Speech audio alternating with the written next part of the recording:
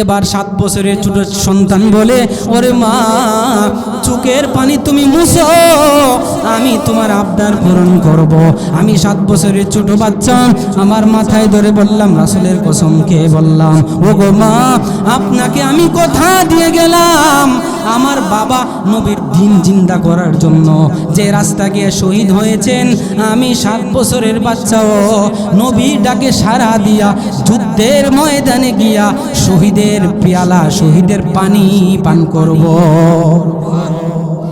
এবার মা চোখের পানি ছেড়ে দিয়া আপনাকে সামন দিক থেকে তীর মারবে, আপনার শরীরে তীর গিতবে, এটা তো আমি মহিলা হইও সহ্য করে নিতে পারি না। ওগো পয়গম্বর, আপনার শরীরে যেন কোনো তীর না গিতে, তীর গিতার আগে আপনার সামন দিকে আমার 7 বছরের ছোট বাচ্চাকে রেখে দিবা, যেন আপনার শরীরের মধ্যে না গিতে আমার সন্তান যেন আল্লাহ রাস্তায় শহীদ হয়ে যায়।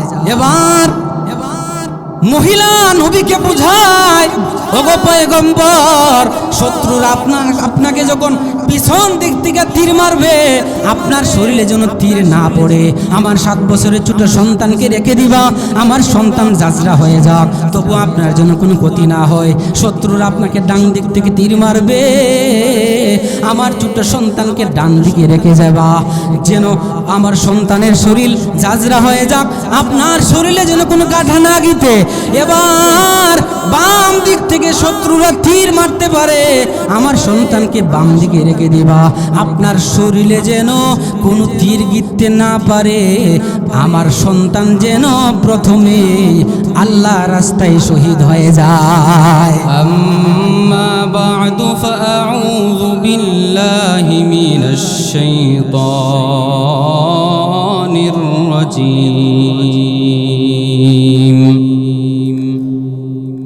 বিসমিল্লাহির রহমানির রহিম।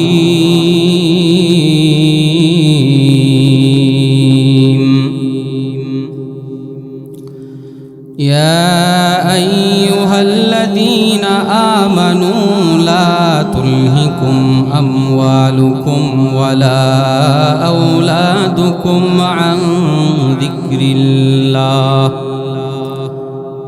ومن يفعل ذلك فأولئك هم الخاسرون. وقال النبي صلى الله عليه وسلم كل أمتي يدخلون الجنة إلا من أبى. قيل من أبى يا رسول الله؟ قال من أطاعني دخل الجنة ومن عصاني فقد أبى، أو كما قال النبي عليه الصلاة والسلام. رب اشرح لي صدري ويسر لي أمري واحلل عقدة من لساني يفقه قولي. ربي يسر ولا تعسر وتمم علينا بالخير. সকলে দুরূদ ইব্রাহিম পড়ি। اللهم صل على محمد وعلى آل محمد كما صليت على إبراهيم وعلى آل إبراهيم إنك حميد مجيد. اللهم بارك على محمد وعلى آل محمد كما باركت على إبراهيم وعلى آل إبراهيم إنك حميد مجيد. कौनाइन का मुख्तार खुदा तुमको बनाया, कौनाइन का मुख्तार खुदा तुमको बनाया, उम्मत की निगाहबान खुदा तुमको बनाया, उम्मत की निगाहबान खुदा तुमको बनाया। या रब मेरे आँखों में समा जाए मदीना, या रब मेरे आँखों में समा जाए मदीना। मुद्दत से मेरा दिल में तमन्नाए मदीना, मुद्दत से मेरा दिल में तमन्नाए मदीना। तलवार बकट हो के निकल मैदाने आसीर, तलवार बकट हो के निकल मैदाने आसीर। दुश्मन की मुकाबिल तो लगा नारे तकबीर, दुश्मन की मुकाबिल तो लगा नारे तकबीर। तू मर्दे मुसलमान हो, तू मर्दे मुसलमान, तू मर्दे मुसलमान हो, तू मर्दे मुसलमान। एक हाथ में तलवार एक हाथ में कुरान, एक हाथ में तलवार एक हाथ में कुरान। अल्लाह अमर रब, এই রবে আমার সব, আল্লাহ আমার রব, এই রবে আমার সব। দমে দমে তনু মনে তারি অনুভব, দমে দমে তনু মনে তারি অনুভব। আল্লাহ আমার রব, এই রবে আমার সব। তোমার দুনিয়াতে আমি যেদিকে তাকাই, অথই নিয়ামতে ডুবে আছি সবাই। তোমার দুনিয়াতে আমি যেদিকে তাকাই, অথই নিয়ামতে ডুবে আছি সবাই। পাক পাকালির গানে শুনি তসবিহ কলরব, তসবিহ কলরব। আল্লাহ আমার রব, এই রবে আমার সব। দমে দমে তনু মনে তারি অনুভব। আল্লাহ আমার রব, এই রবে আমার সব।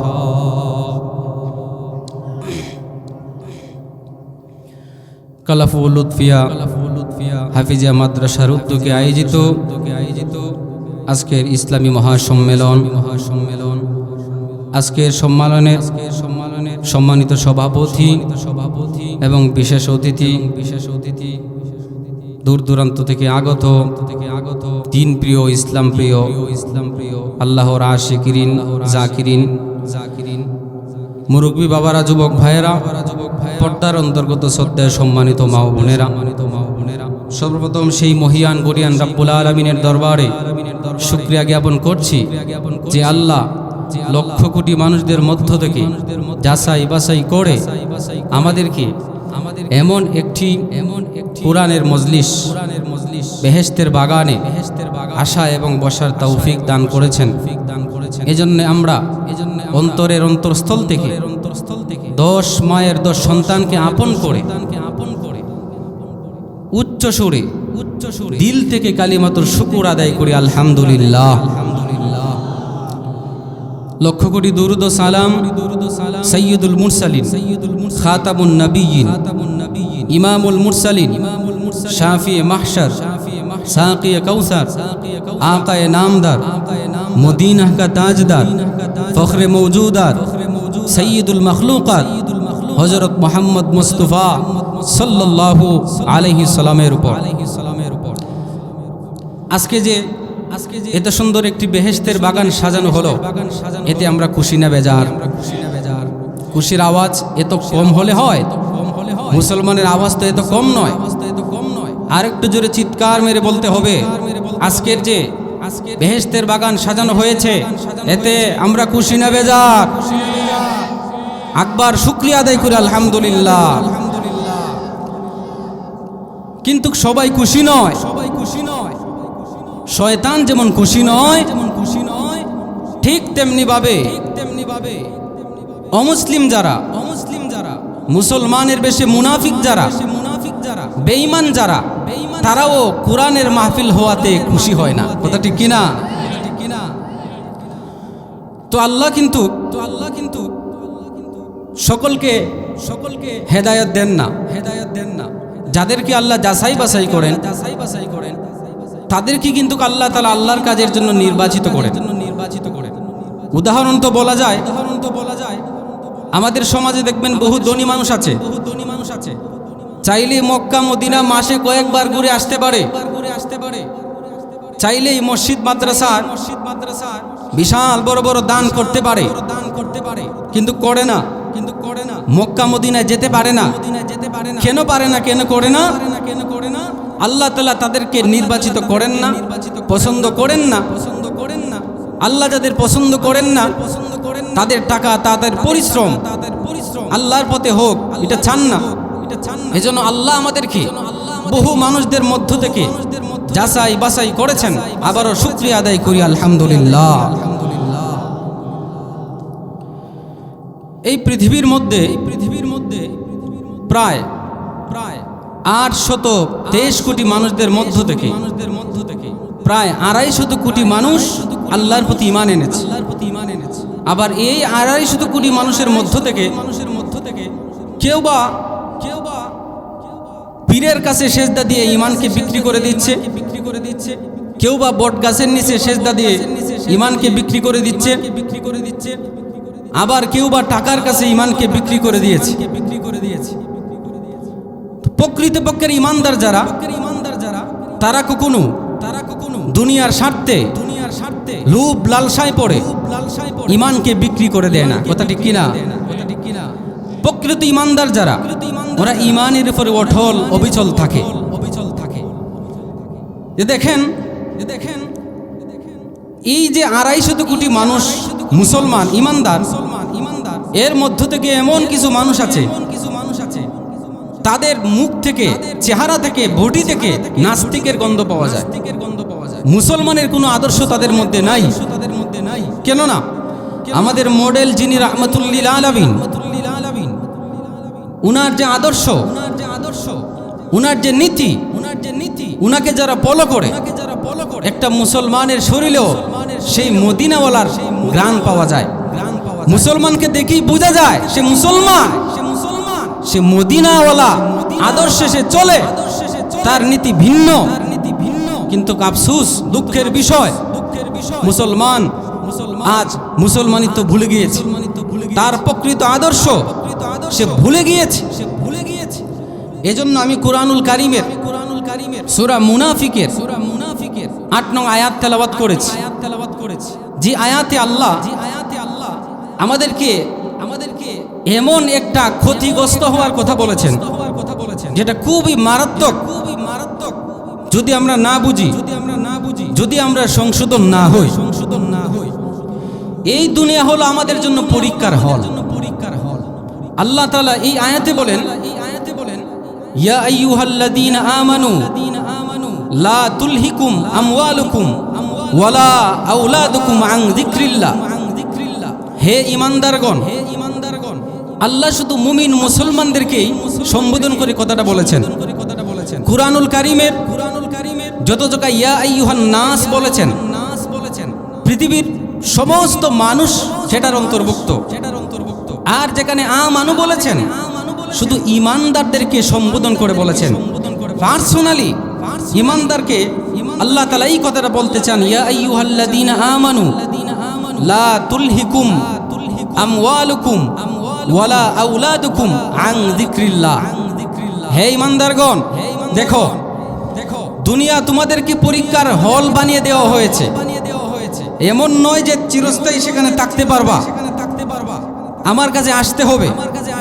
আবা হাসিবতুম আন্নামা খালাকনাকুম আবাসা, মনে করেছো তোমাকে আমি অনর্থক বানিয়েছি? না, আমার কাছে তোমাকে আসতেই হবে। এই আয়াতে আল্লাহ বলেন, হে ঈমানদারগণ, তোমরা দুনিয়ার চাকচিক্যের লোভে পড়ে, সন্তান সন্ততির মহব্বতে, সম্পদের মহব্বতে, আন যিকরিল্লাহ, আল্লাহ তাআলাকে ভুলে যেও না। আল্লাহ তাআলার স্মরণ থেকে গাফেল হয়ে যেও না। যদি গাফেল হয়ে যাও, ওমাই ইয়াফআল যালিকা ফাউলাইকা হুমুল খাসিরুন। সত্যি যদি সন্তানের ভালোবাসায়, সম্পদের ভালোবাসায় আল্লাহকে ভুলে যাও, গাফেল হয়ে যাও, তাহলে তুমি ক্ষতিগ্রস্তদের মধ্যে অন্তর্ভুক্ত হইবা। আল্লাহ বলেছেন বান্দা যদি ভুলে যাও ক্ষতিগ্রস্ত হইবা। আল্লাহ যে বান্দাকে বলেছেন ক্ষতিগ্রস্ত হইবা আখিরাতে, তার মানে আল্লাহ বান্দাকে বলেছেন ক্ষতিগ্রস্ত হইবা মানে জাহান্নামের আসামি হওয়া। এজন্যই আল্লাহ নবী রাহমাতুল্লিল আলামিন একটা দোয়া পড়তেন, আমাদেরকে শিক্ষা দিয়েছেন, রব্বানা আতিনা ফিদ দুনিয়া হাসানাতাও ওয়া ফিল আখিরাতি হাসানাতাও ওয়া কিনা আযাবান নার। হে আল্লাহ, দুনিয়াতে আমাকে কল্যাণ দান করো, আখিরাতেও কল্যাণ দান করো। আখিরাতের সবথেকে বড় কল্যাণ হলো জাহান্নাম থেকে মুক্তি পাওয়া। জাহান্নাম থেকে যদি মুক্তি পেয়ে যাই তাহলে জান্নাত আমাদের জন্য নিশ্চিত। এজন্য আল্লাহ এই আয়াতে বলেছেন, সন্তানের মায়ায়, সম্পদের লোভে তুমি আমাকে ভুলে যেও না, জিকির থেকে ভুলে যেও না। যদি ভুলে যাও তাহলে ক্ষতিগ্রস্ত হইবা। তো আল্লাহ দেখেন দুনিয়াতে আমাদের চলাফেরাটা এমন ভাবে হবে, আল্লাহর জিকির এমন ভাবে হবে যেন মানুষ আমাকে পাগল বলে। আল্লামা শামসুল হক ফরিদপুরি রহমতুল্লাহি আলাইহি বলতেন, এই দুনিয়ার সব মানুষ হলো পাগলের দল। একটা রিক্সার ড্রাইভার সে পাগল, একজন রাজমিস্ত্রি সে পাগল, একজন চেয়ারম্যান সেও পাগল, একজন মেম্বার সেও পাগল, একজন এমপি সেও পাগল, একজন প্রধানমন্ত্রী সেও পাগল, ভারতের প্রধানমন্ত্রী নরেন্দ্র মোদীও পাগল, আমেরিকার প্রেসিডেন্ট ট্রাম্পও পাগল, ফ্রান্সের প্রেসিডেন্ট ম্যাক্রো পাগল, রাশিয়ার প্রেসিডেন্ট সেও পাগল। বলে কেমন পাগল? দুনিয়ার সব মানুষ কেউ না কেউ সবাই পাগল। বলে কিসের পাগল? কেউ বা টাকার পাগল, কেউ বা সৌন্দর্যের পাগল, কেউ বা শেয়ারের জন্য পাগল, কেউ বা ক্ষমতার জন্য পাগল। এর মধ্য থেকে এমন কিছু আল্লাহর বান্দা আছে যারা টাকার পাগল না, সৌন্দর্যের পাগল না, ক্ষমতার পাগল না, শেয়ারের পাগল না, ওরা হচ্ছে একমাত্র আমার মাওলা পাকের পাগল।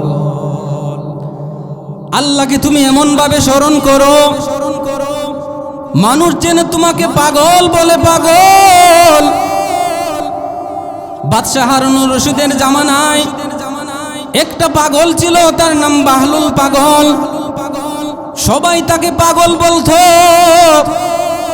যে কিনা অধিকাংশ সময় কবরের পাশে বৈশা কাটাইতো, দিন নাই রাত নাই কবরের পাশে বৈশা কাটাতো। মানুষ তাকে বলতো পাগল। পাগল ছাড়া কেউ কবরের পাশে দাঁড়াইয়া সময়ে কাটাতে পারে না, কিন্তু প্রকৃতপক্ষে সে পাগল ছিল না। ঘটনাক্রমে একদিন বাদশাহ হারুনুর রশিদ ওই রাস্তা দিয়ে যাইতেছেন, বাহলুল পাগলাকে দেখলেন কবরের পাশে দাঁড়াইয়া সে তার পাগলামি করতেছে। এবার বাদশাহ হারুনুর রশিদ বললেন, রে পাগল, এবার তো ভালো হোক, কবরে যাবার সময় চলে এসেছে, এবার তো ভালো হয়ে যা। বাদশাহ হারুনুর রশিদ যখনই বাহলুল পাগলাকে পাগল বলে সম্বোধন করলেন, এমনিতেই সে বাদশার দিকে তাকায়া বলে, আমি বুঝি পাগল? আমি পাগল না, বরং বাদশাহ তুমি পাগল। বাদশাহ আশ্চর্য হয়ে গেল, দেশের সবাই তোমাকে পাগল বলে চিৎকার করে, সবাই জানে পাগল, আমি বাদশাহ কেমনে পাগল হইলাম, আমাকে তুই বুঝা। এবার বাহলুল পাগলা এই কথা বলিয়া সাথে সাথে গাছের আগায় উঠে গেল। গাছের আগায় উঠে বলতেছে, বাদশাহ তুমি আমাকে পাগল বলতেছো, প্রকৃতপক্ষে তাকায় দেখো আমি পাগল না, তুমি পাগল। বাদশাহ বলে কেমনে আমি পাগল, বুঝায় দে। এবার এই বাহলুল পাগলা বলতেছে, ও বাদশাহ, আপনার আগে যে আপনার বাবা ছিলেন, বাবা কোথায়? বলে কবরে। এর আগে যে দাদা ছিলেন, দাদা কোথায়? বলে কবরে। এর আগের পূর্বপুরুষরা কোথায়? বলে কবরে। বলে ইব্রাহিম পয়গম্বর কোথায়? বলে উনিও শুয়ে আছেন কবরে। বলে আমাদের নবী বিশ্বনবী কোথায়? বলে উনিও কবরে। সবাই তো কবরে। আর গ্যারান্টি আসেনি যে সামনে আরো দুনিয়াতে অনেকক্ষণ থাকবেন। ওই যে আপনার বিশাল বড় অট্টালিকা, আপনি সেখানে চিরস্থায়ী থাকবেন। বলে না, আমিও সেখানে যাব। বলে বাদশাহ শুনিয়া নাও, আমাকে তুমি পাগল বলো, আমি পাগল না। তোমার বাবা যেখানে চলে গেল, দাদা যেখানে চলে গেল, তোমার পূর্বপুরুষ যেখানে চলে গেল, আমিও সেখানে যাব কবরে। এজন্য আগ থেকে আমি যেখানে আমি যাব, আপনারা একটা অভিযানে যাবেন, বিদেশ যাবেন, সৌদি আরব যাবেন, কাতার যাবেন। এর আগে ওই দেশ সম্পর্কে আপনি জানেন, কোথায় যাবেন, ভিসা কি, আপনার কাজ কি, এগুলো সব আপনি আগে জানেন, আগে আপনাকে জানানো হয়। এবার বাহলুল পাগলা বলে, দেখো যেখানে তোমার বাবা দাদা সবাই চলে গেছে, সেখানে আমিও চলে যাব। যেখানে আমি চিরস্থায়ী থাকতে হবে, ওই জায়গাটা আমাকে জানতে হবে, সেই জায়গাটা কেমন ভাবে ওই জায়গার মধ্যে আমার চিরস্থায়ী থাকতে হবে। এজন্য কবরের সাথে আগ থেকে আমি সম্পর্ক লাগাইয়ে আসতেছি। এবার বাদশাহ হারুনুর রশিদ এই কথা শুই না তো চোখের পানি বেয়ে বেয়ে পড়তেছে, এমনকি ওনার দাড়ি মুবারক পর্যন্ত ভিজে গিয়েছিল। এবার বাদশাহ বলেন, আসলে সত্যি তো তুমি পাগল না, তুমি একমাত্র আল্লাহর পাগল। এবার বাদশাহ হারুনুর রশিদ বলেন, বাহলুল পাগলা, তুই আমাকে কিছু কোরআন থেকে নসিহত কর, কোরআন থেকে আমাকে কিছু নসিহত কর, আমাকে কিছু নসিহত কর যেন আমি পরিবর্তন হয়ে যাই। এবার হারুনুর রশিদ যখন এই কথা বাহলুল পাগলাকে বললেন, বাহলুল পাগলা বলেন, আল্লাহর কোরআনই তোমার জন্য নসিহতের জন্য যথেষ্ট। নসিহত করলেন না, কোরআনই আল্লাহ শিক্ষা দিয়েছেন, ওই কোরআন থেকেই তুমি নসিহত শিক্ষা নাও। এই জন্য আমি কথাটা এই জন্যই বলছি, দুনিয়াতে আল্লাহর কাজ এমন ভাবে করতে হবে যেন মানুষ তোমাকে পাগল বলে। আমি আপনাদের সামনে যে আয়াত তেলাওয়াত করেছি, ইয়া আইয়ুহাল্লাযীনা আমানু লা তুলহিকুম আমওয়ালুকুম ওয়ালা আওলাদুকুম আন যিকরিল্লাহ, যে তোমরা দুনিয়ার সম্পদের কারণে, সন্তান সন্ততির কারণে লোভে পড়িয়া আল্লাহ তাআলাকে ভুলে যাও না। সত্যি যদি ভুলে যাও তাহলে ক্ষতিগ্রস্ত হইবা। ক্ষতিগ্রস্ত হওয়া মানে জাহান্নামের আসামি হওয়া। এজন্য সাহাবায়ে কেরাম, পয়গম্বর আমাদেরকে শিক্ষা দিয়ে দিলেন, তাদেরকে দুনিয়া গ্রাস করতে পারে নাই, দুনিয়ার মুখ, দুনিয়ার আরাম আয়েশ তাদেরকে গ্রাস করতে পারে নাই, সম্পদ তাদেরকে গ্রাস করতে পারে নাই, সন্তানের ভালোবাসাও তাদেরকে গ্রাস করতে পারে নাই। কেমনে গ্রাস করতে পারে নাই? আমরা কিভাবে তাদের কাছ থেকে শিখব? এই আদর্শ নিয়ে, এই থিওরি নিয়ে আমি সামনে আপনাদের সামনে কিছু কথা বলবো, যাদেরকে সাহাবায়ে কেরামদেরকে সম্পদ গাফিল করতে পারে নাই, সন্তান সন্ততিও তাদেরকে গাফিল করতে পারে নাই। এর মধ্যে একটা দৃষ্টান্ত হলো হযরত তালহা রাদিয়াল্লাহু তাআলা আনহু। সুন্দর উনার নিজস্ব বাগানের ভিতরে দাঁড়াইয়া নামাজ পড়তেছেন। নামাজে দাঁড়াইয়া হঠাৎ চোখ চলে গেল পাখা পাকা খেজুরের দিকে, পাখি উঠতেছে, পাখির দিকে মন চলে গেল। ওই দিকে মন চলে যাওয়ার পরে কয় রাকাত নামাজ পড়ছেন সেটা ভুলে গিয়েছেন। নামাজ যখন শেষ করলেন, আল্লাহ তাআলার কাছে কসম দিয়ে বললেন, হে মালিক, যেই সম্পদের কারণে, বাগানের কারণে আমি আপনার স্মরণ থেকে গাফেল হয়ে গিয়েছিলাম, নামাজ কয় রাকাত পড়ছি সেটা ভুলে গিয়েছিলাম, এই সম্পদের কারণে আপনাকে আমি ভুলে গিয়েছিলাম, এই সম্পদও আমি আর রাখবো না। আল্লাহর ভালোবাসার জন্য সম্পদ যেন তাদেরকে গ্রাস করতে না পারে, হযরত তালহা রাদিয়াল্লাহু তাআলা আনহু সম্পূর্ণ বাগান আল্লাহর রাস্তায় দান করে দিলেন। বলি সুবহানাল্লাহ। সন্তানের কারণেও সাহাবায়ে কেরামদেরকে গাফিল করতে পারে নাই আল্লাহর স্মরণ থেকে। ও দুনিয়ার মানুষ, এই কথা থেকে আমাদেরকে এসএমএস নিতে হবে। সামান্য নামাজ ভুলে গিয়েছেন, এটা হওয়াই স্বাভাবিক। কেন? ওনার সম্পদের কারণে, ওনার খেজুর বাগানের কারণে নামাজ কেন ভুলে গেলেন? এজন্য বাগানটাই রাখেন নাই, আল্লাহ রাস্তায় দান করে দিয়ে দেন। অর্ধ জাহানের বাদশাহ খলিফাতুল মুসলিমিন হযরত ওমর যখন খেলাফতের মসনদে বসা, ওমরের কাছে বিচার চলে গেল হযরত হুসাইন রাদিয়াল্লাহু তাআলা আনহুর বিরুদ্ধে।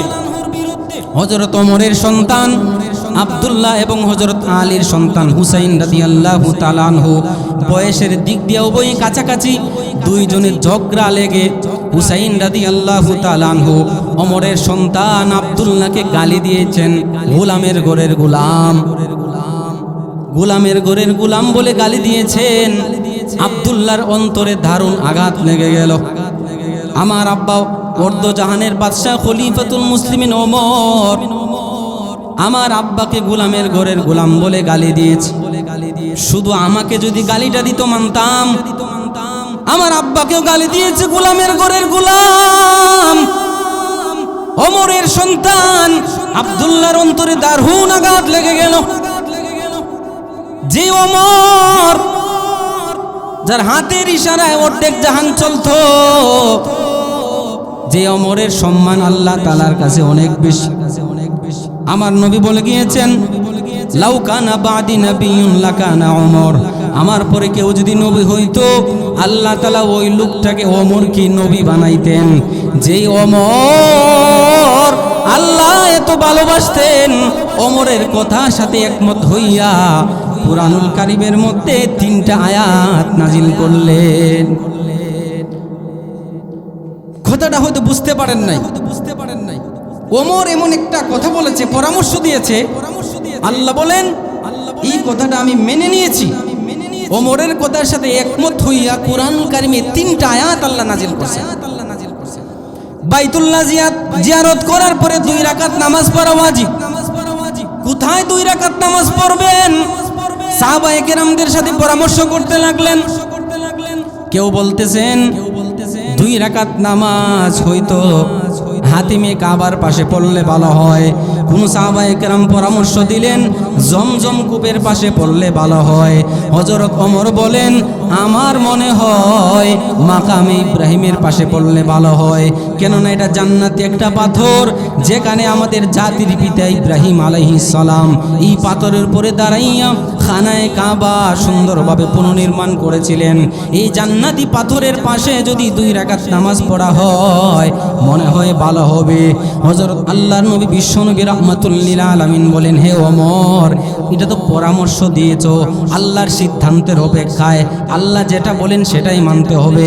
আল্লাহ জিবরাইল আমিনকে পাঠালেন, যাও রাহমাতুল লিল আলামিনের কানে কানে জানায়া দাও ওমর যে বলেছে মাকাম ইব্রাহিমের পাশে 2 রাকাত নামাজ পড়লে ভালো হয়, আল্লাহ সেটা মেনে নিয়েছেন। ওগো পয়গম্বর, আল্লাহ বলেছেন আপনাকেও ওমরের কথাটা মেনে নিতে। সুবহানাল্লাহ। আব্দুল্লাহ চোখের পানি ছেড়ে দিয়ে কাঁদতেছে। আমার বাবা জাহানের খলিফা আমার বাবাকে গোলামের ঘরের গোলাম বলে গালি দিয়েছে। আব্দুল্লাহ কাঁদতেছে, বাবার সামনে গিয়ে দাঁড়াইয়া বলতেছে, ওগো আব্বা জান, আপনাকে হুসাইন গোলামের ঘরের গোলাম বলে গালি দিয়েছে। শুধু আপনাকে গালি দেয় নাই, আমাকেও গালি দিয়েছে। আমাকে যদি শুধু একা পার্সোনাল গালি দিত আমি সেটা মেনে নিতাম, কিন্তু আপনাকে গালি দিয়েছে। আপনি আমার আব্বা জান, শুধু আব্বা না, অর্ধজাহানের বাদশাহ, আপনাকে গালি দিয়েছে, সেটা আমি বরদাস্ত করতে পারি না। আপনি তো শ্রেষ্ঠ ইনসাফকার, আপনি তো বড় বড় বিচার করে দেন। এই বিচারটা করে দেওয়া লাগবে। আমি সন্তান হিসেবে যে আপনার কাছে বিচার দিয়েছি এই জন্য না, আপনার কাছে সাধারণ মানুষ আসলে তো আপনি বিচার করে দেন। আমি সাধারণ মানুষ মনে করে বিচার দায়ের করলাম। কেন খলিফাতুল মুসলিমিন ওমরকে হুসাইন গালি দিল, গোলামের ঘরের গোলাম বলে গালি দিল, আমাকে কেন গালি দিল, এই বিচারটা করে দেন। হযরত ওমর বলেন, সত্যি কি গোলামের ঘরের গোলাম বলে গালি দিয়েছে? বলে হ্যাঁ। হযরত ওমর রাদিয়াল্লাহু তাআলা আনহু বলেন, ঠিক আছে, আগামী সপ্তাহে শুক্রবার জুম্মার নামাজের পরে বিচার হবে। হযরত আলীর কাছে খবর চলে যায়, আলীর সন্তান হুসাইন নাকি গোলামের ঘরের গোলাম বলে গালি দিয়েছে। হযরত ওমরকেও গালি দিয়েছে, ওমরের সন্তানকেও গালি দিয়েছে। এবার আলী রাদিয়াল্লাহু তাআলা আনহু এই কথাটা শুনিয়া হুসাইন রাদিয়াল্লাহু তাআলা আনহুকে বললেন, হে হুসাইন, সত্যি কি তুমি খলিফাতুল মুসলিমিন ওমরকে গোলামের ঘরের গোলাম বলে গালি দিয়েছ? এবার হুসাইন বলেন, জি আব্বা জান, হ্যাঁ আমি গোলামের ঘরের গোলাম বলে গালি দিয়েছি। আল্লাহু আকবার বলবেন না? পারলে মিথ্যা কথা বলতে পারতেন।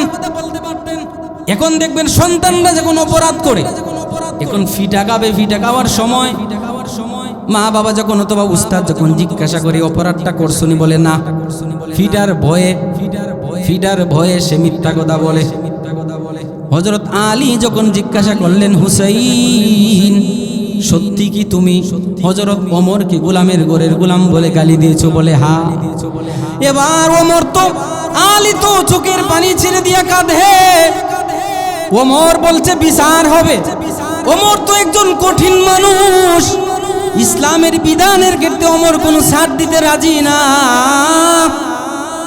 ওয়াশাদ্দুহুম ফি আমরিল্লাহি ওমর, ইসলামের বিধানের ক্ষেত্রে ওমর তো বড় কঠিন।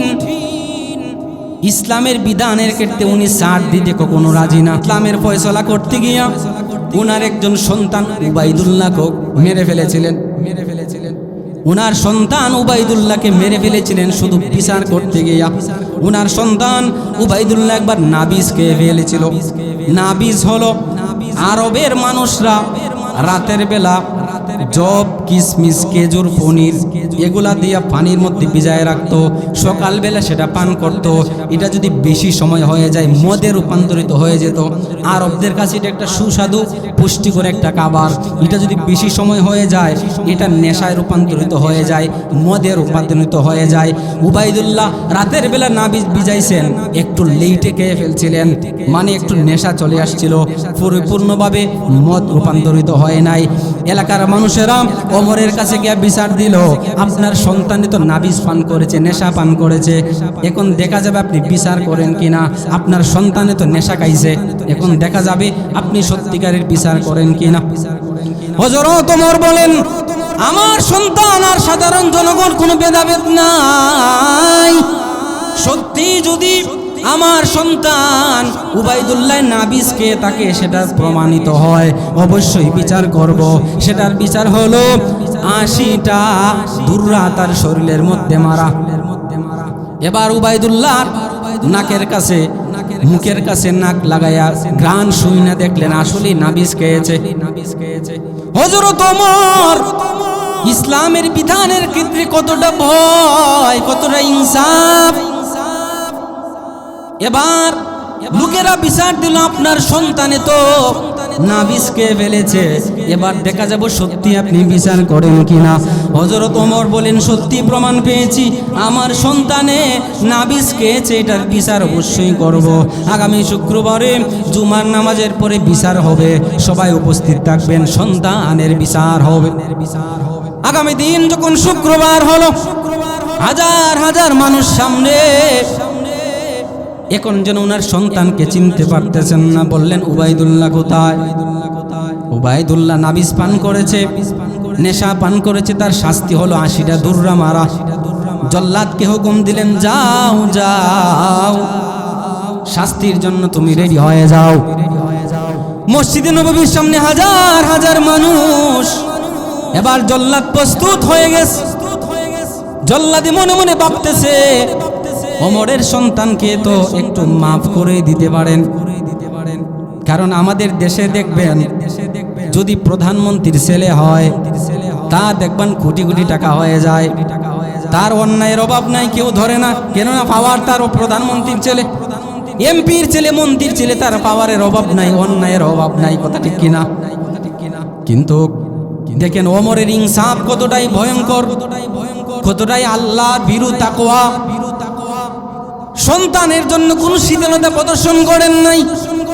জল্লাদকে আদেশ দিলেন 80টা বেত্রাঘাত করতে হবে। মসজিদে নববীর সামনে নিয়ে হাত পা তার বেঁধে ফেলা হলো। এবার জল্লাদকে আদেশ করা হলো, তুমি আঘাত করা শুরু করো। জল্লাদ মনে মনে ভাবতেছে, খলিফার সন্তান, কেমন করে আমি জোরে জোরে পিঠাই। মনে মনে ভাবলেন আস্তে আস্তে পিটাবো, যাতে খলিফাতুল মুসলিমিনের কথাটা কোনো রকম মানা হয়। জল্লাদ যখন আঘাত করা শুরু করলো, 1 2 3 গোনা শুরু করলো। হযরত ওমর বলেন, এ তো আস্তে আস্তে বাড়ি দেও কেন, আঘাত তো জোরে জোরে হবে। আল্লাহু আকবার বলবেন না? বলতেছেন আঘাত তো জোরে জোরে হবে, দেও আমার হাতে চাবুকটা দাও, আমি নিজ হাতে শাস্তি দিব। হযরত ওমর নিজের হাতে চাবুক নিলেন, আবার গণনা শুরু করলেন, আঘাত করা শুরু করলেন শক্তি জোরে। 1 2 3 জল্লাদ বলে 1 2 3 পর্যন্ত আমি গণনা করছি, আমি দিয়ে ফেলেছি। হযরত ওমর বলেন, না, তুমি যে 3টা আঘাত করেছো আস্তে আস্তে দিয়েছো, হয় নাই। আমি এবার শুরু থেকে 80টা বেত্রাঘাত করব। কাল হাসরের ময়দানে আল্লাহ যদি বলেন তোমার সন্তান হওয়ার কারণে শাস্তি তুমি হালকা দিয়েছো, কি জবাব দিতে হবে আমাকে? সেই জবাব দেওয়ার মতন সাহস আমার থাকবে না। এবার ওমর হাতে চাবুক নিয়ে শরীরের শক্তি দিয়ে আঘাত করতে লাগলেন, 1 2 3, আর বলতে লাগলেন আমার সন্তান যদি 50-60টা দেওয়ার পরে মরিয়াও যায়, মরার পরে 60টা দিলে পরে আর কয়টা থাকবে? আরো 20টা থাকবে, আরো 20টা তার কবরের উপরে গিয়ে আঘাত করব। কি বলতেছেন? 60টা দেওয়ার পরে যদি মরে যায় আরো 20টা বাকি থাকে, কাল হাসরের ময়দানে আল্লাহ যদি বলেন আরো তো 20টা ছিল, তোমার সন্তান হিসেবে কি ক্ষমা করে দিছো? হযরত ওমর বলতেছেন আমি 60টা দেওয়ার পরে আমার সন্তান যদি মরে যায় আরো 20টা আমি কবরের উপরে গিয়ে মারবো। সত্যিই দেখা গেল 50টা মারার পরে সন্তানের অবস্থা ভালো নাই। হযরত ওমরের স্ত্রী দৌড়ে আসে, বলতেছেন ওমরের পায়ে ধরে বলতেছেন, স্ত্রী হিসাবে না, সন্তানের মা হিসাবে আমি বলতেছি, এই মুহূর্তে ওমর সন্তানকেও চেনে না, স্ত্রীকেও চেনে না, পায়ে ধরে কাঁদতেছে, আমার সন্তানকে মাফ করে দাও। লোকদেরকে বললেন তাকে সরায়া নাও, আল্লাহর বিধানের ক্ষেত্রে কোনো ছাড় নাই। 60টা আঘাত করার পরে উবাইদুল্লাহ দুনিয়া থেকে বিদায় হয়ে যায়। হযরত ওমর বলেন তাকে কাফন দাফনের ব্যবস্থা করো, আরো 20টা বাকি আছে, কবরের মধ্যে দাফন করার পরে আরো 20টা আঘাত উবাইদুল্লাহর কবরের উপরে গিয়ে মারলেন। আল্লাহু আকবার। ওমরের আদালতে বিচার চলে গেল হুসাইন রাদিয়াল্লাহু তাআলা আনহুর বিরুদ্ধে। হুসাইন নাকি গালি দিয়েছে গোলামের ঘরের গোলাম। ওমর বলে দিয়েছে আগামী শুক্রবারে হাজার হাজার মানুষের সামনে হুসাইনের বিচার হবে। এবার তো মদিনার খান্নার রোল পড়ে গেল, ওমরের বিচার তো কঠিন হয়ে থাকে। না জানি নবীর আদরের নাতি হুসাইনের বিরুদ্ধে কত কঠিন সিদ্ধান্ত দেয়া পালায়, না জানি কত কঠিন সিদ্ধান্ত দেয়া পালায়। মদিনার সাহাবায়ে কেরাম কান্না শুরু করে দিলেন। শুক্রবার হয়ে গেল, হাজার হাজার মানুষ নামাজ আদায় করলো। নামাজ আদায় করার পরে বলতেছেন কই বিচারের আদালত কোথায়, কই অপরাধীরা কোথায়? ওমরের সামনে চলে আসো। মদিনার কিছু সাহাবায়ে কেরাম হুসাইন রাদিয়াল্লাহু তাআলা আনহুর কানে কানে বলে দিল ওমরের বিধান তো, ওমরের আদালত তো বড় কঠিন হয়ে থাকে, ওমরের সামনে দাঁড়াইয়া কিছু ঘুরাইয়া ফেরাইয়া মিথ্যা বলো, যেন একবারে মিথ্যা না হয়ে যায়, একটু ঘুরাইয়া ফেরাইয়া বইল যেন বাঁচতে পারো। কেননা ঘুরাইয়া ফেরাইয়া বলো 3 জায়গায় মিথ্যা কথা বলুন জায়েজ আছে। 1 নম্বর জায়গা হলো আপনার যদি প্রাণনাশ হওয়ার সম্ভাবনা থাকে, এখন আপনাকে মেরে ফেলবে, যদি এই কাজটা করেন তাহলে মারবে না, তাইলে সাময়িক সময়ের জন্য মিথ্যা কথা বলুন জায়েজ আছে। যেমন ভারত হিন্দুরা অনেক সময় মুসলমানকে ধইরা বলে বল জয় শ্রীরাম, যদি না বলিস তোকে মেরে ফেলবো। একটু সময়ের জন্য যদি তুমি জয় শ্রীরাম বলে ফেলো অসুবিধা নাই, কিন্তু মনে মনে তোমার একজন রব আছে, এটা তো জানোই, সেটাকে আল্লাহ। এই সময়ের জন্য মিথ্যা কথা বলে ফেলো, কোনো অসুবিধা নাই। 2 নম্বর জায়গা হলো দুইজনের ঝগড়া লাগছে মিটমাট করার জন্য, মিথ্যা বলন জায়েজ আছে। স্ত্রীকে খুশি করার জন্য, স্বামীর জন্য একটু সময়ের জন্য মিথ্যা কথা বলন জায়েজ আছে। এই 3 জায়গা ছাড়া আর কোথাও মিথ্যা বলন জায়েজ নেই।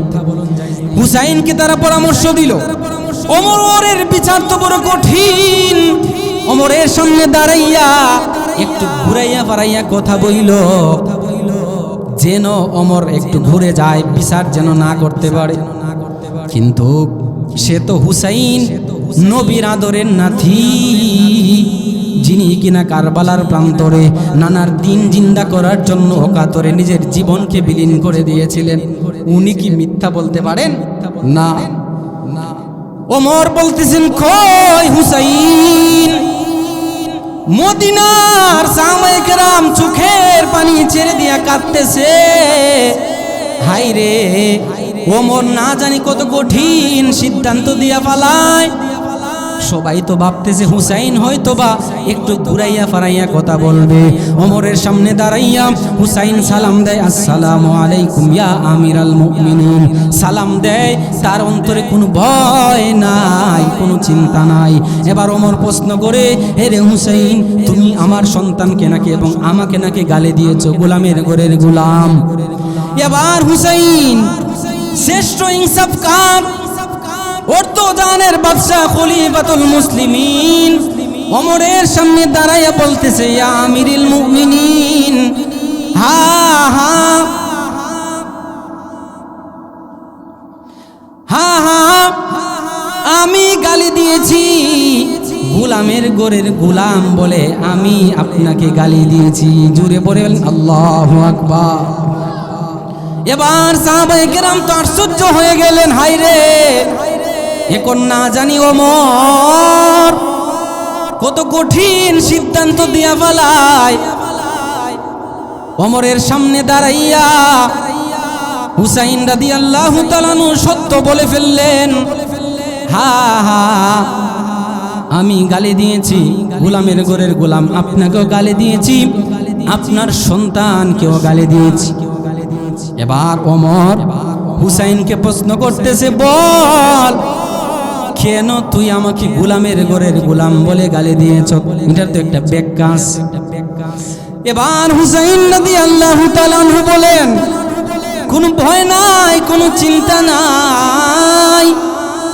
জাহানের বাদশা খলিফাতুল মুসলিমিনের সামনে দাঁড়াইয়া হুসাইন বলতেছে, হে ওমর, তোমার মাথায় হাত দিয়া বলো, তুমি কি আসলেই গোলাম ছিলেন না? বলে কার গোলাম ছিলাম? বলে তুমি কি আমার নবীর গোলাম ছিলেন না? বলে কিভাবে? তুমি কি আমার নবীর উজুর পানি আগায় দিতে না? তুমি কি আমার নবীর ঘোড়ার লাগাম ধরে টানতে না? তুমি কি আমার নবীর খেদমত করতে না? তুমি কি বলো বলো, তুমি কসম করে বলো, তুমি কি আমার নবীর গোলাম ছিলে না? আল্লাহু আকবার। হুসাইন বলতেছে, বল, কসম করে বল, তুমি কি আমার নবীর গোলাম ছিলে না? আমার নবীর খেদমত কি তুমি করো নাই? আমার নবীর উজুর পানি কি তুমি আগায় দাও নাই? আমার নবীর বডিগার্ড কি তুমি ছিলে না? আমার নবীর ঘোড়ার লাগাম ধরে তুমি কি হাঁটো নাই? এবার ওমর হুসাইনের মুখ দিয়ে কথা শুনিয়া ওমরের চোখ থেকে দর দর করে পানি পড়তেছে। এবার ওমর সকলের সামনে চিৎকার দিয়া কয়, হে হুসাইন, কি বলেছো আবার বলো। হাজার হাজার মানুষ যেন সাক্ষী থাকে, কাল হাসরের ময়দানে আমার আল্লাহ যদি আমাকে প্রশ্ন করেন, হে ওমর, হিসাব দিতা করা লাগবে, তোমাকে জবাব দিতে করে যা। তুমি 10 বছর রাষ্ট্র পরিচালনা করেছো, অন্যায় অপরাধ করেছো, জবাব দিয়া যা, জবাব দিয়া যা। তুমি তো জবাব দিয়া যাও, যে অপরাধ করেছিলা, যে শাসন করেছিলা, যে অপরাধ করেছিলা, আমার আল্লাহর সামনে দাঁড়ায় জবাব দাও। আমি তখন বলবো, আমি তো সামান্য নগণ্য গোলাম ছিলাম, আমার তো কোনো দোষ নাই। আমার মনিব তো হলেন রাহমাতুল লিল আলামিন, কাজী গোলামে দোষ করলে করতেই পারে। আমার মনিব রাহমাতুল লিল আলামিনকে জিজ্ঞাসা করো। ওমর চিৎকার দিয়ে কয়, হে হুসাইন, তোর কথাটা কাগজের মধ্যে লিখে যা, আমি যেন মরার পরে কাফনের কাপড়ের ভিতরে এই লেখাটা দিয়ে দেওয়া হয়। কাল হাসরের ময়দানে আমি যেন গোলাম হিসাবে দাঁড়াইতে পারি। আমার মনিব হচ্ছেন রাহমাতুল লিল আলামিন। এই কথা শুনিয়া ওমর কি বিচার করবে, চোখ থেকে পানি অজস্র পড়তেছে। কাঁদতে কাঁদতে ওনার দাড়ি মুবারক পর্যন্ত ভিজে গিয়েছিল। এই যে দেখেন, এই তো শিক্ষা, ওমরের বিচার কত বড় কঠিন। ইসলামের বিধানের ক্ষেত্রে কোনো সার নাই, আবার দেখেন কোনো অহংকার নাই। অর্ধেক জাহানের বাদশাহ হওয়ার পরেও কাল হাসরের ময়দানে যেন নবীর গোলাম হিসেবে দাঁড়াইতে পারেন, নবীর গোলাম হিসেবে দাঁড়াইতে পারেন। আল্লাহ তাআলার কাছে এই কথা বলবেন, ওগো পয়গম্বর, ওগো আমার মালিক, আমার মনিবকে তুমি জিজ্ঞাসা করো। আমি তো দুনিয়াতে হুসাইনকে জিজ্ঞাসা করে দেখো, হাজার হাজার সাহাবায়ে কেরামদেরকে জিজ্ঞাসা করে দেখো, আমি ছিলাম একজন গোলাম, আমার মনিব ছিলেন বিশ্বনবী রাহমাতুল লিল আলামিন। জি ওমর কাউকে ভয় পেত না, কিন্তু ইসলামের বিধান যখন সামনে আসতো তখন ভয় পেয়ে যেতেন। হযরত ওমর বলতেন, হায়রে আমার এই খেলাফতের ভিতরে যদি একটা কুকুরও না খেয়ে মরে যায়, আমি কাল হাসরের ময়দানে আল্লাহর কাঠগড়ায় কি জবাবদিহিতা করব। এজন্যই সারা পৃথিবীর মানুষ অপেক্ষা করে ওমরের মতন একজন শাসক যদি পৃথিবীতে আসে, তাহলে এই জমানে অন্যায় হবে না, কথা ঠিক কিনা? জুলুম হবে না, ইনসাফের রাজত্ব কায়েম হবে। ওমরের মতন একজন শাসক যদি পৃথিবীতে আসে, বড় দুঃখ এবং আফসোস হলো ওমরের কণ্ঠে কণ্ঠ মিলায়ে যখন দুনিয়াতে কেউ ইনসাফের কথা বলতে চায়, ন্যায় বিচারের কথা বলতে চায়, অধিকারের কথা বলতে চায়, তখনই তাকে গুলি করে হত্যা করা হয়, কথা ঠিক কিনা? কি দোষ ছিল আমার এই প্রিয় ভাই শহীদ উসমান হাদি ভাইয়ের? কি অপরাধ ছিল? কোনো অপরাধ ছিল না। সে ছিল রাসূলের সত্যিকারের একজন সৈনিক, সে ছিল প্রকৃতপক্ষে আল্লাহর একজন গোলাম, আল্লাহর একজন প্রকৃত বান্দা ছিল, যে কিনা কোনো তাগত শক্তির কাছে মাথা নত করত না, যে কিনা ইনসাফের কথাই বলছিল, যে কিনা সমাজের মধ্যে কিভাবে ন্যায় বিচার প্রতিষ্ঠা করা যায় এই কথাই বলছিল। কেন হাদিকে হত্যা করা হয়েছে? এজন্যই হত্যা করা হয়েছে, সে আমার দেশকে ভালোবাসে, দেশকে ভালোবাসতে গিয়া ভারতের আধিপত্যের বিরুদ্ধে কথা বলেছে। যারা কিনা আমাদের এই লাল সবুজের একটা দেশ, আমাদের স্বাধীন ভূখণ্ডকে খুবলে খুবলে যারা খেতে চায়, তাদের বিরুদ্ধে কথা বলেছে, এজন্যই তাকে গুলি করে হত্যা করা হয়েছে। কেননা যারা সত্য কথা বলবে, হযরত ওমর দেখেন উনিও সত্য কথা বলার কারণে উনাকে শহীদ হতে হয়েছে। হযরত আবু বকর সিদ্দিক রাদিয়াল্লাহু তাআলা আনহু উনিও সত্য কথা বলার কারণে শহীদ হতে হয়েছে। হযরত আলী উনিও সত্য কথা বলার কারণে শহীদ হতে হয়েছে। হযরত উসমান, হযরত আলী রাদিয়াল্লাহু তাআলা আনহু তারাও সত্য কথা বলতে গিয়া শহীদ হতে হয়েছে। ঠিক তেমনিভাবে এই সিলসিলা আজও চলে আসে। যারা সমাজের মধ্যে ন্যায় পরায়ণতা বাস্তবায়ন করতে চায়, ওমরের আদর্শ বাস্তবায়ন করতে চায়, তখনই তাদেরকে দুনিয়া থেকে চলে যাওয়ার পায়তারা করা হয়। মনে রাখতে হবে, মুসলমান যারা আছে তারা আল্লাহ তাআলা ছাড়া পৃথিবীর কাউকে ভয় পায় না। প্রকৃতারের ইমানদার যারা, তারা কখনো তাগত শক্তির কাছে মাথা নত করে না। প্রকৃত ইমানদার যারা, তারা কখনো দুনিয়ার কোনো তন্ত্রমন্ত্রকে ভয় পায় না।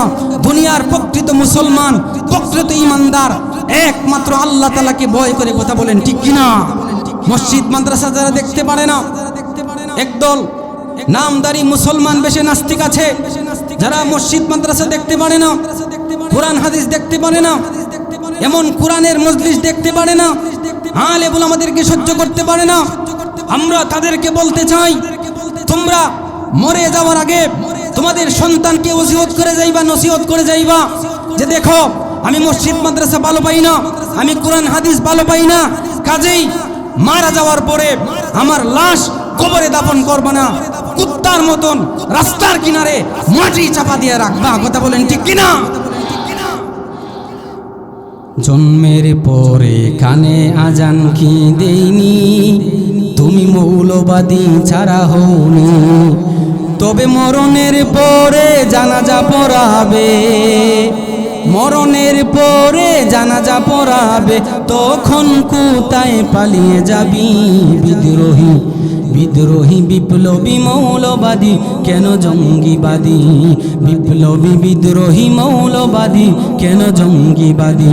সত্যের পক্ষে গান গাই বলে আমি বিদ্রোহী, সত্যের পথে ডাকি বলে আমি বিপ্লবী, কোরআনের কথা বলি তাই বলে আমাকে মৌলবাদী, জিহাদের কথা বলি তাই বলে আমাকে জঙ্গিবাদী। আমি বিপ্লবী বিপ্লবী বিদ্রোহী মৌলবাদী কেন জঙ্গিবাদী? বিপ্লবী বিদ্রোহী মৌলবাদী কেন জঙ্গিবাদী? কথা ঠিক কিনা? কি মনে করে ওই হনুমান দাড়ি টুপি দেখলেই তালেবান, ঠিক না বেঠি? কি মনে করে ওই হনুমান দাড়ি টুপি দেখলেই তালেবান?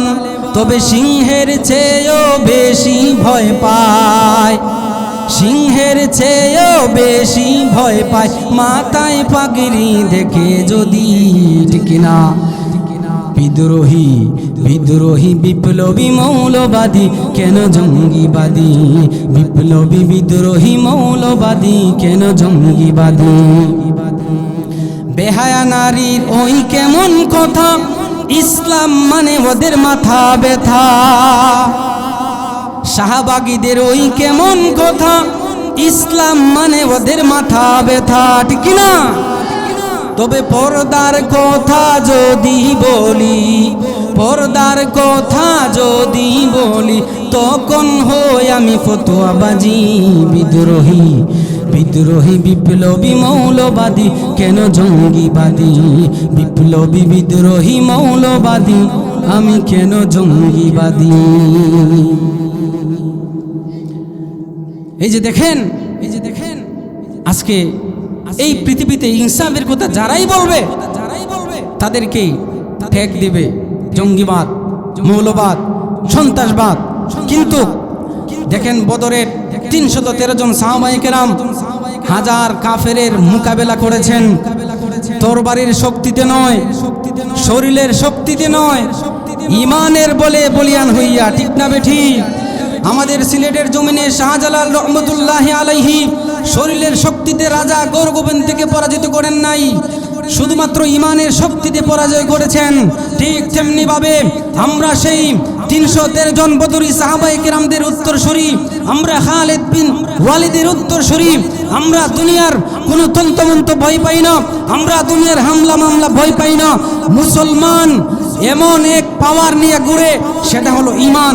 ইমানি শক্তির কাছে, পৃথিবীর কোন তাগত শক্তির কাছে কোন মুসলমান, কোন মুমিন মাথা নত করতে পারে না।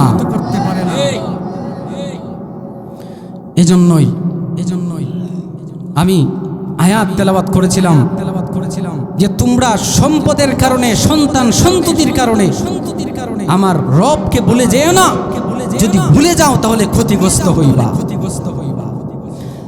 আল্লাহ নবী বিশ্ব নবী রাহমাতুল লিল আলামিনের জন্য সাহাবায়ে কেরাম এতটাই পাগল পারা ছিলেন,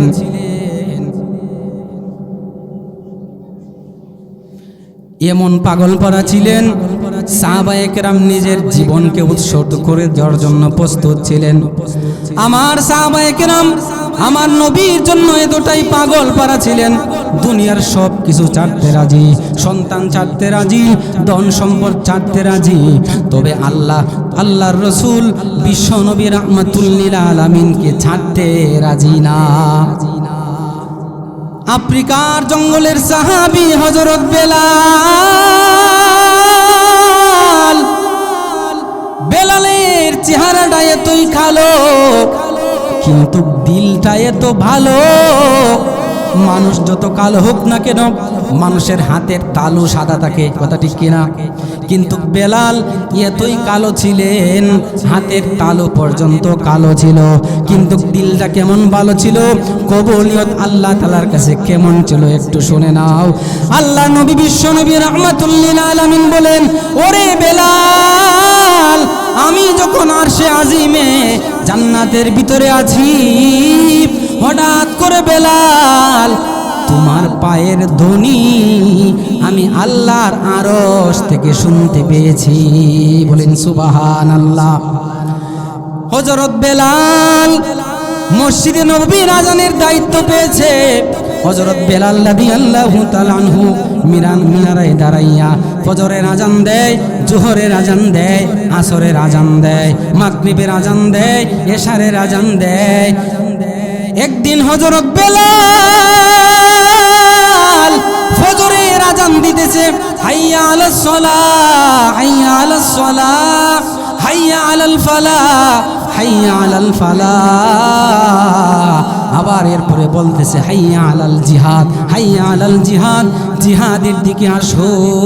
এই যখন আহ্বান করলো, মসজিদে নববীর পাশে একজন মহিলা সাহাবার ঘর ছিল, ওই মহিলার কানের মধ্যে বেলালের সেই ধ্বনি চলে গেল, হাইয়া আলাল জিহাদ। বেলালে ধ্বনি দিয়েছে, মানে জিহাদের ময়দানে যাওয়া লাগবে।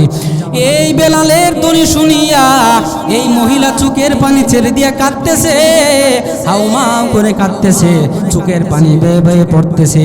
তার মাত্র 7 বছরের একটা ছোট্ট সন্তান তার পাশে ঘুমিয়েছিল। মায়ের চোখের পানি ঝরতে ঝরতে যখন সন্তানের উপর পড়ে গেল, 7 বছরের সন্তান ঘুম থেকে উঠিয়া বলতেছে, মা কেন কান্না করো, কেন কান্না করো? তোমার কোনো সমস্যা হয়েছে নাকি? অসুস্থ হয়ে পড়ে গিয়েছো নাকি? নাকি তোমার কোনো অভাব আছে আমাকে বলো। 7 বছরের সন্তান মাকে সান্ত্বনা দিয়ে কয়, ওগো মা, এত গভীর রাতে কেন কান্না করতেছো রে মা? বলো বলো, আমার বয়স যদিও 7 বছর, তুমি আমার কাছে যা দাবি করো আমি তোমার দাবি পূরণ করার চেষ্টা করব। এবার মা বলতেছে, রে ছোট সন্তান, তোকে বলে আমার কোনো লাভ নাই, আমার মনের ব্যথা তোকে বুঝায় আমার কোনো লাভ নাই। বারবার সন্তান পিড়াপিড়ি করতেছে, বলো না গো মা, কেন আপনার চোখের পানি ছেড়ে ছেড়ে দিয়ে কাঁদতেছো গভীর রাতে? এবার মা চোখের পানি ছেড়ে দিয়া বলতেছে, রে আমার সন্তান, ওই যে মসজিদে নববীতে বেলালের কণ্ঠে আওয়াজ হয়ে গেল, হাইয়া আলাল জিহাদ। বহু বছর আগে এইভাবে বেলাল সেই ধ্বনিটা দিয়েছিল, হাইয়া আলাল জিহাদ, জিহাদের ময়দানে যাওয়া লাগবে। এই ধ্বনিটা যখন আসলো তখন তুমি ছিলা একবারে ছোট, তোমার পাশে তোমার বাবা শোয়া ছিল, আমার স্বামী শোয়া ছিল। লাফ দিয়া উঠিয়া হাতে তরবারি নিয়ে বলতেছে, ও প্রাণের স্ত্রী আমার, আমাকে বিদায় দাও, বিদায় দাও, আমাকে জিহাদের ময়দানে যাওয়া লাগবে। ওই যে বেলাল ধ্বনি দিয়ে দিয়েছে, হাইয়া আলাল জিহাদ, জিহাদের ময়দানে যাওয়া লাগবে। আর আমি ঘরে ঘুমাইতে পারি না, আমি আর ঘরে আসবো কিনা জানি না, তবে বিদায় নিয়ে চলে যাই, যদি দেখা হয় জান্নাতে দেখা হবে। আল্লাহু আকবার। এবার স্বামী স্ত্রী থেকে বিদায় নিয়া তরবারি হাতে নিয়া ওই যে জিহাদের ময়দানে চলে গেল। আর জিহাদের ময়দান থেকে বাড়ি ফিরে আসে না। এবার ছোট্ট সন্তান বলতেছে, গো মা, আমি বুঝতে পেরেছি আমার বাবাকে হারিয়েছো, এজন্য কাঁদতেছো, মায়া লাগে। মা বলে, না, এজন্য কাঁদি না, আমি কাঁদতেছি আমার যদি আর কোনো ভাই থাকতো বা বড় কোনো সন্তান থাকতো, আমি তাকেও জিহাদের ময়দানে পাঠাইয়া দিতাম। মা বলতেছে, রে সন্তান, এমন একটা ছোট সন্তান, তোমাকে আমি লালন পালন করি, তোমাকে তো নবী আমার যুদ্ধের ময়দানে নিবেন না ছোট।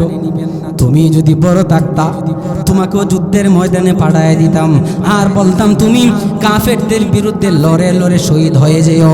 কাল হাসরের ময়দানে আমি যেন, আমার মাওলা যদি আমাকে প্রশ্ন করেন, রে মহিলা, আমার দরবারে তুমি কি নিয়ে এসেছো?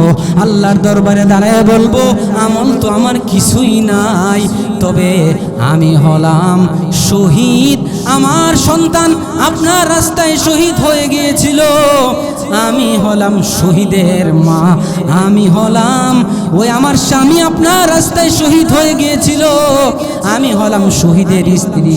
এই বলে আল্লাহর দরবারে জবাবদিহিতা করতাম। কিন্তু তুমি এমন ছোট, যুদ্ধের ময়দানে গিয়া তুমি কিছু করতেও পারবা না, তুমি যুদ্ধের কিছু বুঝবাও না। এবার 7 বছরের ছোট সন্তান বলে, ওরে মা, চোখের পানি তুমি মুছো, আমি তোমার আবদার পূরণ করব। আমি 7 বছরের ছোট বাচ্চা, আমার মাথায় ধরে বললাম, রাসূলের কসম খেয়ে বললাম, ও গো মা, আপনাকে আমি কথা দিয়ে গেলাম, আমার বাবা নবীর দিন জিন্দা করার জন্য যে রাস্তা গিয়ে শহীদ হয়েছেন, আমি 7 বছরের বাচ্চাও নবীর ডাকে সাড়া দিয়া যুদ্ধের ময়দানে গিয়া শহীদের পেয়ালা, শহীদের পানি পান করব। এবার মা চোখের পানি ছেড়ে দিয়া, আপনাকে সামন দিক থেকে তীর মারবে, আপনার শরীরে তীর গিতবে, এটা তো আমি মহিলা হইয়াও সহ্য করে নিতে পারি না। ও গো পয়গম্বর, আপনার শরীরে যেন কোনো তীর না গিতে, তীর গিতার আগে আপনার সামন দিকে আমার 7 বছরের ছোট বাচ্চাকে রেখে দিবা, যেন আপনার শরীরের মধ্যে না গিতে, আমার সন্তান যেন আল্লাহ রাস্তায় শহীদ হয়ে যায়। এবার মহিলা নবীকে বুঝায়, ওগো পয়গম্বর, শত্রুরা আপনাকে যখন পিছন দিক থেকে তীর মারবে, আপনার শরীরে যেন তীর না পড়ে। আমার 7 বছরের ছোট সন্তানকে রেখে দিবা, আমার সন্তান জাজরা হয়ে যাক, তবু আপনার জন্য কোনো ক্ষতি না হয়। শত্রুরা আপনাকে ডান দিক থেকে তীর মারবে, আমার ছোট সন্তানকে ডান দিকে রেখে যাবা, যেন আমার সন্তানের শরীর জাজরা হয়ে যাক, আপনার শরীরে যেন কোনো কাঁটা না গিতে। এবার বাম দিক থেকে শত্রুরা তীর মারতে পারে, আমার সন্তানকে বাম দিকে রেখে দিবা, আপনার শরীরে যেন কোনো তীর গিতে না পারে, আমার সন্তান যেন প্রথমে আল্লাহ রাস্তায় শহীদ হয়ে যায়। এবার পয়গম্বর বলেন, না না, 7 বছরের ছোট্ট বাচ্চাকে যুদ্ধের ময়দানে নেওয়া যাবে না। নবীজি চোখের পানি, মহিলা চোখের পানি ছেড়ে ছেড়ে দিয়া কান্না করে ছোট সন্তানকে কোলে করে নিয়া রাস্তা দিয়ে যায়। 1 কদম আগায়, 2 কদম পিছায়, আর বলে, আল্লাহর দরবারে আমি বুঝি শহীদের মা হতে পারবো না। ও পয়গম্বর, আমার আশাটা পূরণ করেন। পয়গম্বর তো শুনলেন না, শেষ পর্যন্ত বিদায় করে দিলেন। 7 বছরের বাচ্চা যুদ্ধের ময়দানে গিয়ে তরবারিও হাতে নিতে পারবে না, এটা হতেই পারে না। এবার মা সন্তানকে কোলে করে নিয়ে যখন রাস্তা দিয়া কাঁধে আর যায়, হঠাৎ করে সন্তান মায়ের কোল থেকে লাফ দিয়ে পড়ে গেল। মাকে বলতেছে, গো মা, আমি না ঘরের মধ্যে আপনাকে কথা দিয়েছিলাম, আমি শহীদ না হয়ে আমি তোমার কুলে ফিরব না রে মা। ও মা, আমি তো আপনাকে কথা দিয়েছিলাম, আমি যতক্ষণ না আল্লাহ রাস্তায় শহীদ হব ততক্ষণ পর্যন্ত আমি বাড়ি ফিরব না। এবারও পয়গম্বরের সামনে ছোট বাচ্চা আগিয়ে দাঁড়ায় বলতেছে, গো পয়গম্বর, আমাকে যুদ্ধের ময়দানে নিয়ে যান। এবার পয়গম্বর বলেন, তোমাকে তো একবার বিদায় দিয়ে দিলাম, আবার কোত্থেকে চলে আসলা? তোমাকে বললাম তুমি ছোট, যুদ্ধের ময়দানে গিয়ে তরবারিও হাতে নিতে পারবা না, কোনো কাজে আসবে না। তুমি বড় হইলে পরে আমি নিজের হাতে তোমাকে যুদ্ধের ময়দানে নিয়ে যাব। এখন তুমি বড় হও, এখন তুমি বড় হতে থাকো, নবীর আদর্শ তোমার অন্তরে লালন পালন করতে রাখো। এরপরও সন্তান বুঝতে চায় না। ওগো পয়গম্বর, আমি আমার সাউন্ড কমতেছে কেন? আমি আমার মাকে কথা দিয়েছিলাম, আমি শহীদ না হওয়া পর্যন্ত আমি বাড়ি ফিরব না। এবার ছোট্ট বাচ্চা পয়গম্বরকে যুক্তি দিয়ে বুঝায়। ছোট্ট বাচ্চা এবার নবীকে অঙ্ক বুঝায়। ভালো করে লক্ষ্য করবেন, আমার সময় শেষ, হুজুর চলে আসছেন। ছোট্ট বাচ্চা নবীকে অঙ্ক বুঝায়। পয়গম্বরকে বলে, ওগো পয়গম্বর, আমি আমার মাকে দেখেছি, আমার মা যখন চুলার মধ্যে আগুন ধরায়, আগুন ধরানোর সময় আগে দেখেছি ছোট ছোট লাকড়িগুলা আগে দেয়, এরপরে বড় বড় লাকড়িগুলা দেয়। বলে ছোট ছোট লাকড়ি কেন দেয়? যেন আগুন ধরে ওঠে, আগুন যেন ধরে ওঠে, আগুন ধরাতে যেন সহজ হয়, এজন্য আগে পাতলা ছোট ছোট লাকড়ি দেয়। আমাদের আম্মা জানারা তো এটা করে, আগুন ধরানোর জন্য আগে ছোট ছোট লাকড়ি দেয়, এরপরে বড় সেলি দেয়, ঘাড়া লাকড়ি দেয়, যেন আগুন ধরে ওঠে। এবার ছোট্ট সন্তান আমার পয়গম্বর নবীকে বুঝাইয়া বলে, ওগো পয়গম্বর, আমি আমার মাকে দেখেছি চুলার মধ্যে যখন আগুন ধরায় আগে ছোট ছোট লাকড়ি দেয়, তারপরে বড় বড় লাকড়ি দেয়, যেন আগুন ধরে ওঠে। ওগো পয়গম্বর, আপনি তো বলেছেন আমি যুদ্ধের ময়দানে গিয়ে কিছু করতে পারবো না, আমি ছোট, আমি ছোট। শুনে নেন গো পয়গম্বর, আবু বকর তো যুদ্ধের ময়দানে যুদ্ধ করবেন, ওমর তো যুদ্ধ করবেন, উসমান তো যুদ্ধ করবেন, আমি জানি। খালিদ বিন ওয়ালিদ তো যুদ্ধের ময়দানে যুদ্ধ করবেন, আমি জানি। আমি ছোট, আমি ছোট হইয়া আগে সামনে অগ্রসর হব, হইয়া আমি আগে শহীদ হব, শহীদ হইয়া জিহাদের আগুন ধরিয়ে দিব, জিহাদের দামামা ছড়িয়ে দিব, জিহাদের আগুন যখন ধরাইয়া দিব, এরপরে আপনারা যুদ্ধ করতে যাবেন। আল্লাহু আকবার বলবেন না? ছোট্ট বাচ্চা বলতেছে, আবু বকর তো যুদ্ধ করবেন আমি জানি, ওমর তো যুদ্ধ করবেন আমি জানি, আমি আগে ছোট, আমি আগে গিয়া যুদ্ধের দামামা বাজায় দিমু, যুদ্ধের আগুন লাগাইয়া দিব, তারপরে আবু বকর যুদ্ধ করবেন, ওমর যুদ্ধ করবেন, আপনি যুদ্ধ করবেন, তবুও গো পয়গম্বর আমাকে নিয়ে আনেন। সুবহানাল্লাহ বলবেন না? কি মায়া! একটা 7 বছরের বাচ্চা তার জীবনকে আল্লাহ রাস্তায় বিলীন করে দিবে। দেখেন, আর আমরা এত বড় হইয়া দ্বীন ইসলাম বুঝতে চাই না, কোরআন বুঝতে চাই না, কিছুই আমরা বুঝতে চাই না। আল্লাহ এবার নবী পয়গম্বরকে বলতেছে, গো পয়গম্বর, আমি যুদ্ধের ময়দানে গিয়ে আগে যুদ্ধের দামামা বাজাই দিব, আমাকে নেন। নবী আবার বলতেছেন, ও আমার প্রিয় ছোট্ট সাহাবী, না না, তোমাকে যুদ্ধের ময়দানে নেওয়া যাবে না। কথা কাটাকাটি চলতেছে, এক পর্যায়ে মাও বুঝতে চায় না, মা তো ব্যর্থ হইয়া বিদায় হয়ে চলে গেল। এবার সন্তানে বলতেছে, ওগো পয়গম্বর, আমি মায়ের কাছ থেকে বিদায় নিয়ে চলে এসেছিলাম, এই মুখ আমি আর মায়ের সামনে দেখাবো না শহীদ না হওয়া পর্যন্ত। এখনো নবী বলে, না, তোমাকে যুদ্ধের ময়দানে নেওয়া যাবে না। বলেন তো, এই ঘটনা আমার আল্লাহ দেখতেছেন কি দেখতেছেন না? জুড়ে বলেন না, দেখতেছেন কি দেখতেছেন না? দেখতেছেন। আমার মালিক জিব্রাইল আলাইহিস সালাতু ওয়াস সালামকে পাঠাইয়া নবীর কাছে পাঠাইলেন, যাও নবীর কানে কানে জানায়া দাও, 7 বছরের ছোট্ট বাচ্চা, ওগো পয়গম্বর, তোমার কাছে যদি সে মুজাহিদ না হয়, যুদ্ধের ময়দানে যুদ্ধ করতে পারবে না, তরবারি হাতে নিতে পারবে না, কোনো শক্তি নাই, তোমার কাছে মুজাহিদ মনে হয় না। ওগো পয়গম্বর, শুনে নেন, শুনে নেন, শুনে নেন, আপনার কাছে যদিও সে মুজাহিদ গণ্য না হয়, আর সে আজিমের মধ্যে এই 7 বছরের ছোট্ট বাচ্চাকে আমার আল্লাহ মুজাহিদ হিসেবে লিখে নিয়েছেন। আল্লাহু আকবার।